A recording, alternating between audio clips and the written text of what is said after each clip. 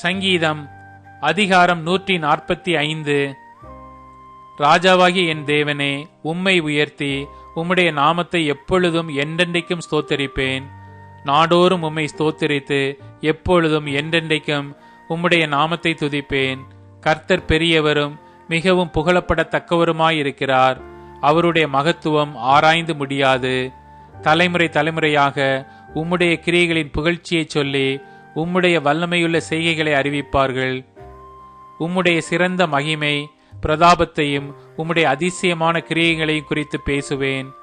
ஜனங்கள் உம்முடைய பயங்கரமான கிரியைகளின் வல்லமையை சொல்லுவார்கள். உம்முடைய மகத்துவத்தை நான் விவரிப்பேன். அவர்கள் உமது மிகுந்த தயவை நினைத்து வெளிப்படுத்தி உமது நீதியை கெம்பீரித்து பாடுவார்கள்.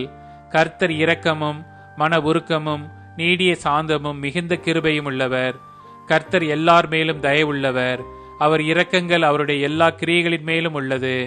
கர்த்தாவே, உம்முடைய கிரியைகள் எல்லாம் உம்மை துதிக்கும். உம்முடைய பரிசுத்தவான்கள் உம்மை ஸ்தோத்தரிப்பார்கள். மனு புத்திரருக்கு உமது வல்லமையுள்ள செய்கைகளையும் உமது ராஜ்யத்தின் சிறந்த மகிமை பிரதாபத்தையும் தெரிவிக்கும்படிக்கு உமது ராஜ்யத்தின் மகிமையை அறிவித்து உமது வல்லமையை குறித்து பேசுவார்கள். உம்முடைய ராஜ்யம் சதா காலங்களிலும் உள்ள ராஜ்யம். உம்முடைய ஆளுகை தலைமுறை தலைமுறையாகவும் உள்ளது. கர்த்தர் விழுகிற யாவரையும் தாங்கி மடங்கடிக்கப்பட்ட யாவரையும் தூக்கி விடுகிறார். எல்லா ஜீவன்களின் கண்களும் உம்மை நோக்கி கொண்டிருக்கிறது. ஏற்ற வேளையிலே நீர் அவர்களுக்கு ஆகாரம் கொடுக்கிறீர். நீர் உமது கையை திறந்து சகல பிராணிகளின் வாஞ்சையும் திருப்தியாக்குகிறீர். கர்த்தர் தமது வழிகளில் எல்லாம் நீதியுள்ளவரும் தமது கிரியைகளில் எல்லாம் கிருபையுள்ளவருமாயிருக்கிறார்.